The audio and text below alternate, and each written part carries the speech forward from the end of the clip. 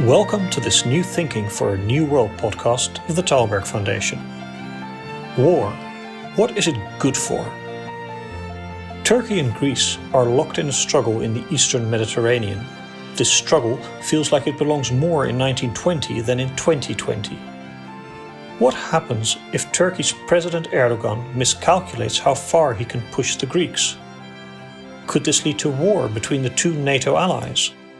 Will Greece's European allies come to its rescue? In this episode, Alan Stoga looks for answers from Constantinos Filis, Executive Director at the Institute of International Relations at Panteion University in Athens.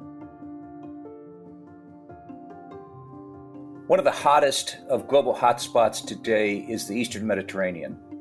There is a witch's brew of competing alliances, conflicting national claims for massive offshore natural gas, gunboats, religion, history, and perhaps most dangerously, a classic big man type leader who appears to think he has a rendezvous with destiny.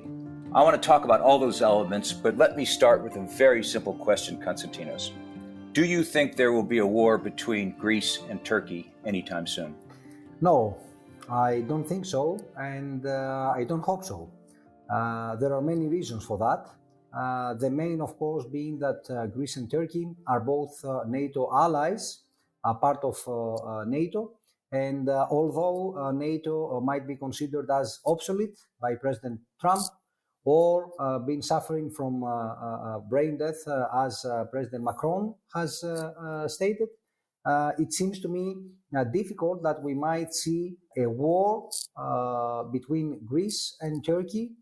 We might, of course, very well see a hot incident taking place, but a large-scale war between two NATO allies seems to be out of the question. Of course, I have to stress that in today's world, uncertainties certainly prevail over certainties, which means that we must be prepared for any scenario. But this scenario seems to be the least possible. So hopefully no war. But what does President Erdoğan want? It is evident that Erdoğan wants to dictate the terms of the game. And he's seeking geopolitical breathing room for a Turkey that he feels that is suffocating. So he wants more geopolitical breathing room beyond his own borders. He doesn't necessarily want to conquer the territory of a third country, be it Greece or Cyprus, although Turkey has already conquered almost one-third of Cyprus. But it doesn't seem to me that this is his main objective. It is rather to extend Ankara's influence to a geographical range that resembles that of the Ottoman Empire. Now let's look at it from the other side. What does Greece want or perhaps need in the Eastern Mediterranean and more generally from Turkey and President Erdoğan? So for Greece, the top priority in the last 8 months in the Eastern Mediterranean has been to undermine, in other words, the Turkey-Libya agreement. And through our Greek-Egyptian agreement, to an extent, we have succeeded. We consider the agreement between Athens and Cairo to be the sole legal delimitation agreement in the given section of the Mediterranean, which first creates a legal dispute with the Turkey-Libya agreement, as both agreements overlap one another. Our goal in the Eastern Mediterranean is certainly not to create a bloc that will be anti-Turkish. Greece wants Turkey to be part of regional developments and to be part of energy developments. We do realize that Turkey and the Turkish market is too big to be ignored. And Turkey, of course, can be and should be, if it decides to play a more constructive role in regional affairs, it can and it should be a market of great interest for all producers in the region, be it Egypt, Israel, and even Cyprus, or provided, of course, that there will be a solution to the Cyprus issue and that Turkey will recognize the Republic of Cyprus. Greece does not want to marginalize Turkey from the region. I think that what is happening for the last couple of years is that Turkey is marginalizing itself from regional developments, because if you look into the map, Turkey has very poor relations with both Israel and Egypt. Turkey does not recognize Cyprus. Turkey disputes and challenges Greece's sovereign rights in a very consistent way. Turkey has been part of the Libya and the Syrian wars, and it has and it shows an aggressive and assertive policy vis-à-vis its neighbors. So it's not Greece to blame for Turkey feeling or being actually marginalized from regional affairs. It's more the Turkish leadership to blame. Greece does not want to formulate an anti-Turkish front, but still, the more we feel threatened by Turkey, the more necessary it becomes for us to find not necessarily alliances, but synergies with other regional players, but also with outside players like the US or the European Union, which have a common interest, which is to see the Eastern Mediterranean becoming a more stable region and a more prosperous region. We cannot be stable and prosperous with Turkey playing that unproductive role. If diplomacy does not prevail, and if Turkey continues with this gunboat diplomacy and the continuous threats against almost every other regional player, sooner or later, it will find itself in a stalemate. Let's go back to the question of what Erdoğan wants. Over the course of his rule, he has reoriented his country from facing Europe to facing the Middle East. He's defined it as an Islamic country, the recent conversion of Hagia Sophia and other churches back to mosques, the declaration that the liberation of the Al-Aqsa Mosque is his vision, and so forth and so on. You just said that you would hope that Ankara would understand that its national interest lies in a solution in the Eastern Mediterranean that is consistent with law, practice, history. What is it that you see in what President Erdoğan has been doing recently that suggests he's looking for that kind of rational solution? Well, I'm not that optimistic, to be frank. I only hope that Turkey and Erdogan will adapt to what I said before, the regional realities and legal realities, but I'm not that optimistic.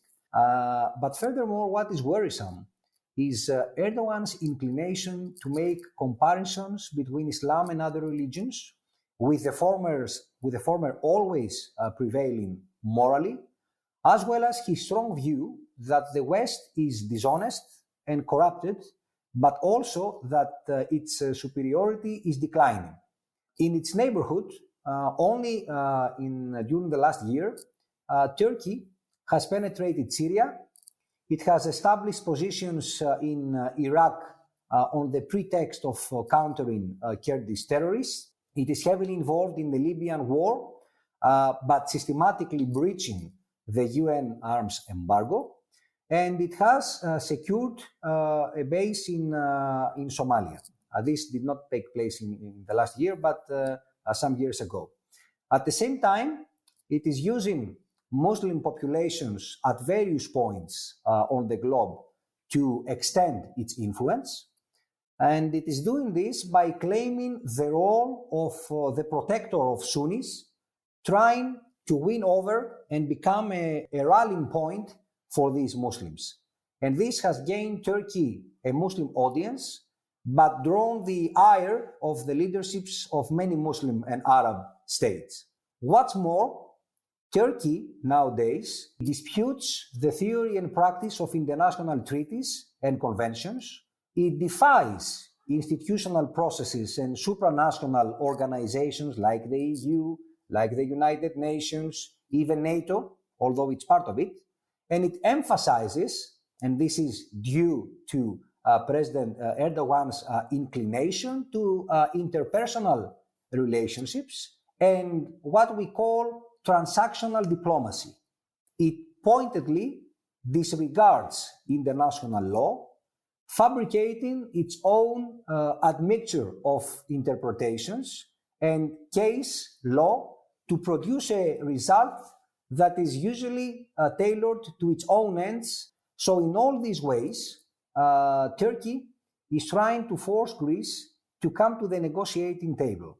And in other words, through its coercive diplomacy and by creating gray zones through its power, it is trying to gradually wear down and strain the Greek side to make us, in future negotiations, more open to Turkey's sensitivities. And at the same time, Ankara is attempting to keep us from exercising our sovereign rights in areas of Turkey's interest, in the hope of weakening these rights over time. Turkey also wants to make everyone aware that it is the dominant power in the wider region and that no one can or should question it. All of that's true, and none of it sounds like it'll end well. How does Greece protect its rights, achieve its goals, and avoid war? So Greece's goal is twofold. First, having strengthened its deterrent force, of course, given that Turkey is heavily armed and aggressive, Greece wants a dialogue with Turkey within a predefined framework and with a commitment to go to the international court if we cannot settle our differences bilaterally.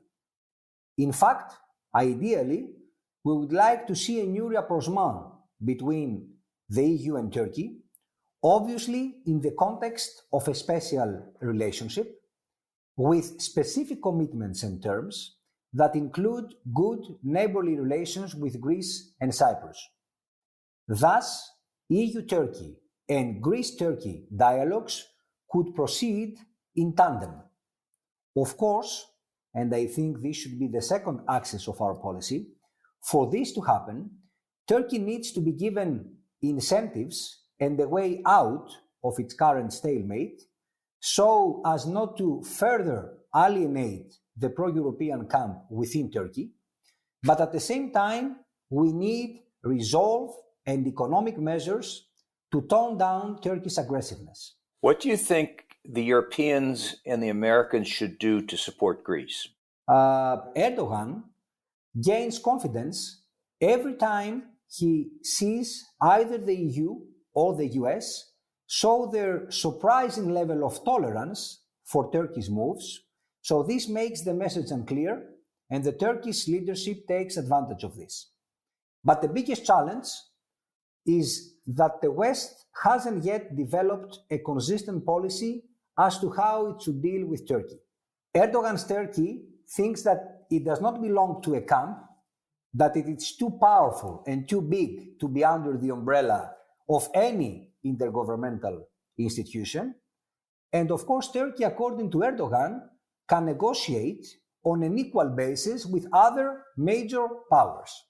So nowadays, although the European Union has a great leverage towards Turkey that has to do with the poor performance of the Turkish government with regard to its economy, we see members of the European Union, like Germany, focusing on how to improve relations with Turkey, which of course, as I said before, is something that Greece also expects. It is crucial for our foreign policy to see Turkey not alienating from the West and from the European Union, but returning into the West's orbit.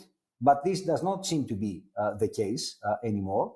But regardless of that, the European Union can, in a way, stem Turkey's aggressiveness by economic means. And although we have seen that sanctions do not necessarily work and are not necessarily very effective in the case of Russia after the illegal annexation of Crimea. But given that the Germans are cautious towards imposing sanctions on Turkey, we cannot tell whether President Erdogan is bluffing when he says that he will go till the end in order to protect his country's interests, or this is not the case and he really means it. The problem here is that the European Union and the US, for different reasons, have not yet found the necessary mix of policies using carrot and stick towards Turkey. In the case of the European Union, the carrot can very well be the upgrade of the customs union, the funds that Turkey needs to improve the situation in its economy, and I'm referring especially to foreign direct investment. Turkey desperately needs to secure FDIs from abroad, and it cannot be Qatar, being there for Turkey always. More than 50% of Turkey's economy in terms of exports and imports depends on the European Union and the European Union economy. So we have to take that into consideration. But on the other hand, we need the stick. And the stick has to be measures and has to be sanctions that will be on the table, but sanctions that might hurt the Turkish economy, provided that Turkey continues on the same pace and direction, questioning Greece's sovereign rights, violating Cyprus's exclusive economic zone, and gradually becoming a structural challenge, not only for Greece, Cyprus, Egypt, or other regional states, but a structural challenge, if not threat, for the whole of the West. Now, let me push back and be a bit undiplomatic. The situation in Europe is, to put it mildly, fraught. You have the pandemic, you have the recession, you have the profound fight between the northern part of Europe and the southern part of Europe, the western part of Europe and the eastern part of Europe. You lack coherent, aggressive leadership. You've got a German chancellor who is soon to leave. You've got a French president who's going to have to start thinking about his reelection soon. The conditions don't seem to exist to do the kinds of things you just described in a coherent, forceful, focused way, that the Germans have not been terribly supportive, that they are, as you said, balanced between what to do about Turkey and what to do about Greece. There's a kind of moral equivalence there, which is astounding to look at from a distance. You, after all, are a NATO partner, are an EU partner. Turkey is a NATO partner that's buying weaponry from Russia. It's a very complicated situation. Although I see your argument and I see the desirability of the path you lay out, is anybody in Berlin, Paris, or Brussels listening?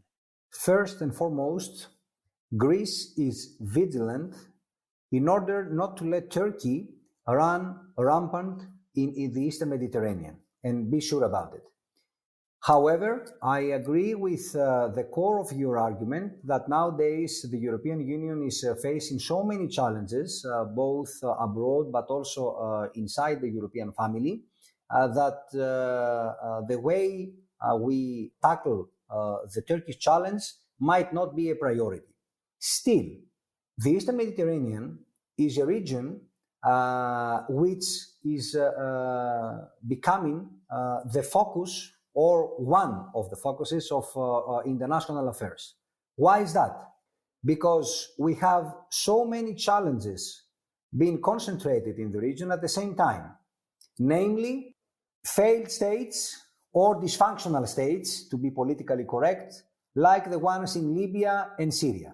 We have the repercussions of the COVID-19, which might be dire for a number of countries in the northern part of Africa and the Middle East as well. We have a vacuum, both after the US decided to not to deal with everyday affairs of the wider region, but also we have an Arab vacuum as well. We also detect that Russia is trying to restore part of its influence in the Eastern Mediterranean through Syria. Also, China is interested in the Eastern Mediterranean because this region is crucial to its Silk Road initiative, this Belt Road initiative of China, especially as far as trade is concerned. And also, we have jihadist terrorism and we have migration and refugees, which means that even if our European partners or our American partners want to be defiant on the Eastern Mediterranean developments, they simply can't be. So in my point of view, Greece must persuade its partners that what is happening and what will happen in the Eastern Mediterranean is not only, a part of Greece's national interests and is not only to the interest of Greece or Cyprus or other regional powers. It is to the interest of the West as a whole. Because if the Eastern Mediterranean becomes more unstable, if, for instance, Egypt fails, which means that we will have a huge black hole at this part of the world, if the Libyan and the Syrian crises are not solved, if we have new migration and refugee flows coming both from Turkey and from Libya, trying to reach European soil, then it will not be Greece that will be in a difficult position to tackle these challenges. It will be the whole of the European Union. And of course, the United States also have an interest in making sure that Russia and China are not going to become dominant powers in the Eastern Mediterranean. It is 100 years ago that the Ottoman Empire formally disappeared. And as you've pointed out earlier in our conversation, there is a kind of new Ottomanism afoot. So I want to end with the question I started with. All of this on the table and all of the irrationality and short-sightedness we see in leaders in Europe, in the United States, elsewhere. Are you sure there's not going to be a war between Turkey and Greece? EU's and US's inaction whets Erdogan's appetite, that's for sure. And we have a neighbor which is important, big, but still very aggressive, very assertive, and looking for adventures.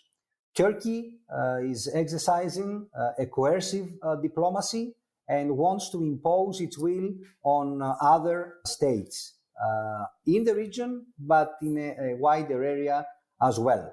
Still, and although the dynamics are not in the most positive direction, I still consider that major crisis between Greece and Turkey is not the most plausible scenario.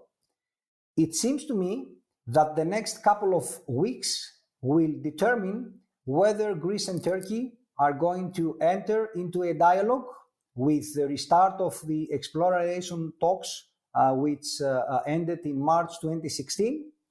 If this is going to be the case, then we stand a chance of seeing de-escalation of the current crisis. Otherwise, we should prepare ourselves for any scenario, even the worst case scenario. Greece is a NATO ally, is at the core of the European Union, part of the Eurozone, and it's not that easy for Turkey to start a war or even a short military conflict with us. Well, this has been the year of the plague so far. Let's hope that things work out in a better way in the Eastern Mediterranean, and hope that the approach you have outlined, which makes terrific sense for both countries, Turkey and Greece, is the one that eventuates over the next weeks and months. Thank you very much, Constantinos. Thank you, Alan. It was a pleasure talking with you. Thank you for listening to this episode of the New Thinking for a New World podcast. We welcome your comments and please subscribe to other episodes in the podcast app of your choice.